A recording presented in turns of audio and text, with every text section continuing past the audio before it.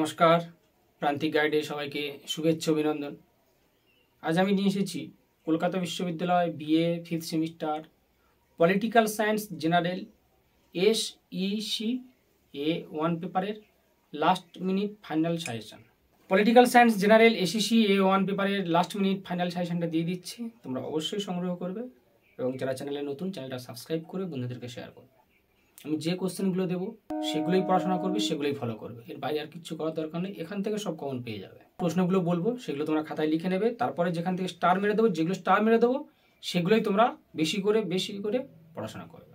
Result করতে গেলে, অন্ততপক্ষে পাস করতে গেলে এই সাজেশনটাই তোমাদের খুব গুরুত্বপূর্ণ কাজে লাগবে, এর বিকল্প কিছু হবে না। এই সাজেশনটাকেই তোমরা ফলো করো, এগুলো তোমরা অবশ্যই কমন পেয়ে যাবে, চিন্তা করতে হবে না। শেক পেপারে অন্ততপক্ষে কেউ ফেল করবে না, কারো কোনো সমস্যা হলে জানিও। তবে এই পেপারে কিন্তু এই শেক পেপারগুলোর নোটসের কিন্তু একটু সমস্যা রয়েছে, এটা একটু সাবধান। নোটস কালেক্ট করার দায়িত্ব তোমাদের। যারা পরবর্তী সেমিস্টারে ক্লাস করতে চাও, ইচ্ছুক, অবশ্যই যোগাযোগ করবে, ক্লাস পেয়ে যাবে। খুব স্বল্প ন্যূনতম পারিশ্রমিকে তোমাদের অনলাইনে ক্লাস দিয়ে দেবো। বিশেষ করে যাদের আর্থিক প্রতিবন্ধকতার কারণে পড়াশোনা হয় না, তাদের জন্য আমি খুব অল্প পারিশ্রমিকে ক্লাস দেব। স্বল্প ন্যূনতম পারিশ্রমিকে তোমরা ক্লাস পেয়ে যাবে, নোটস সমস্ত কিছু পেয়ে যাবে। আর 6th সেমিস্টারের সিলেবাস কিন্তু খুব বড়, সময় কম, সিলেবাস খুব বড়। সঠিক সময় তোমাদের সমস্ত কিছু আমি প্রোভাইড করে দেবো, চিন্তা করতে হবে না। স্ক্রিনে এবং ডিসক্রিপশন বক্সে ফোন নাম্বার দেওয়া থাকবে, সেখান থেকে ফোন নাম্বার নিয়ে যোগাযোগ করবে, সব কিছু হেল্প পেয়ে যাবে। প্রান্তিক গাইডের সঙ্গে থাকো, যোগাযোগ রাখো, সমস্ত কিছুর হেল্প পাবে, সমস্ত কিছু।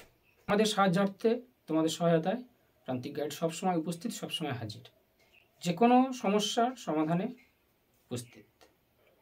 এই পেপারে রয়েছে তোমাদের লিগাল লিটারেসি SEC A1 2024 সালে যারা ফাইনাল এক্সাম দেবে তাদের জন্য এই সাজেশনটা এই পেপারে রয়েছে। লিগাল লিটারেসি পেপারের সাজেশনটা আমি দিয়ে দিচ্ছি, তোমরা লিখে নাও, নিয়ে স্টার মারবে, যেগুলো বলবো সেগুলো বেশি করে পড়াশোনা করবে। এই পেপারে ফুল মার্কস কিন্তু 80, সুতরাং বেশি নাম্বার তোমরা এখান থেকে পাবে। আর খুব সহজ পেপার, নিজে থেকে নিজের ভাষায় লিখতে পারবে। মডিউল 1 থেকে লেখো, ভারতে পণপ্রথা বিরোধী আইনগুলি সম্পর্কে আলোচনা করো। ভারতে পণপ্রথা বিরোধী আইনগুলি সম্পর্কে আলোচনা করো।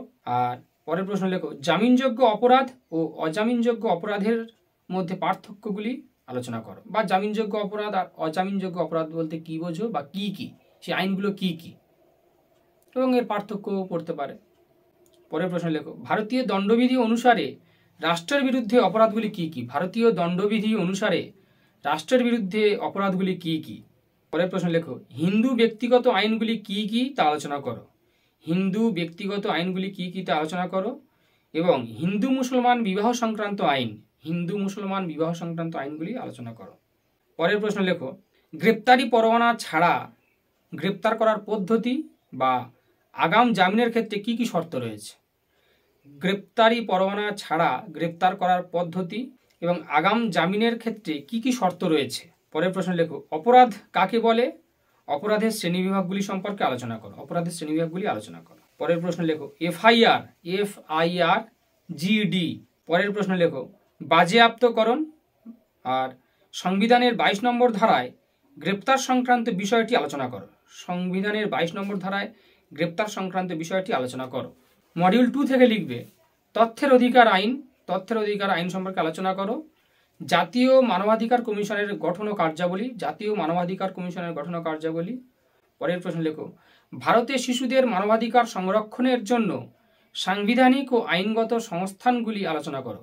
ভারতে শিশুদের মানবাধিকার সংরক্ষণের জন্য সাংবিধানিক ও আইনগত সংস্থানগুলি আলোচনা করো। পরের প্রশ্ন লেখো, উপভোক্তা বিষয়ক আইন এবং উপভোক্তা কিভাবে অভিযোগ জানাবে। উপভোক্তা আদালতে কিভাবে অভিযোগ জানাবে।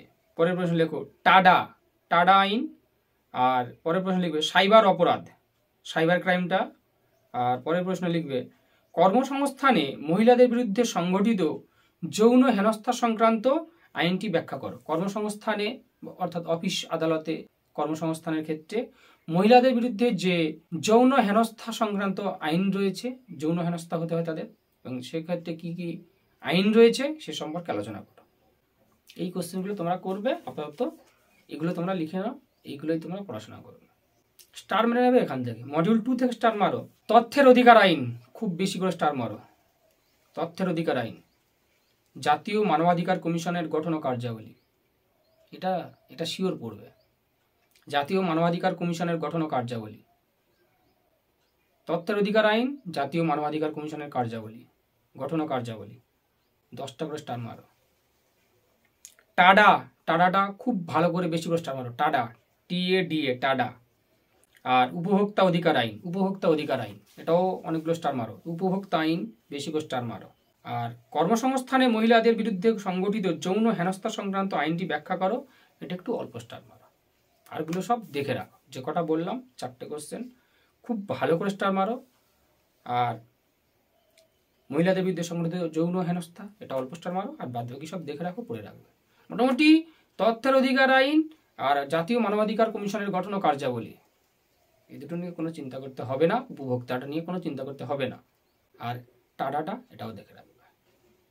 এবার যাও মডিউল 1 থেকে স্টার মারবে। জামিনযোগ্য অপরাধ আর অজামিনযোগ্য অপরাধগুলি কি কি, বা এক্ষেত্রে কি কি নিয়ম রয়েছে, দুটোর মধ্যে পার্থক্য।